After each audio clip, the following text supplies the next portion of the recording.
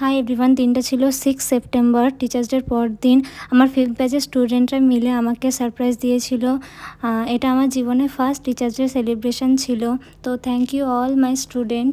আমার অনেক ভালো লাগছিল ওই দিন, প্রচুর আনন্দ হচ্ছিল, যেহেতু এটা আমার ফার্স্ট টিচার্স ডে সেলিব্রেশন লাইফের। নিজের উপর প্রচুর প্রাউড ফিল হচ্ছিল।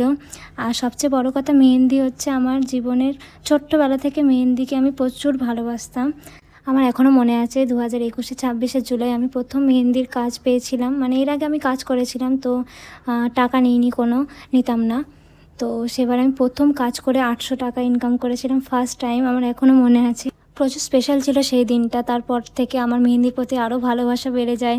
তো প্রচুর প্র্যাকটিস করতাম, খুব ইচ্ছা ছিল, তারপর থেকে ইচ্ছা ছিল যে আমি মেহেন্দি শিখবো, তারপরে ক্লাস করাবো।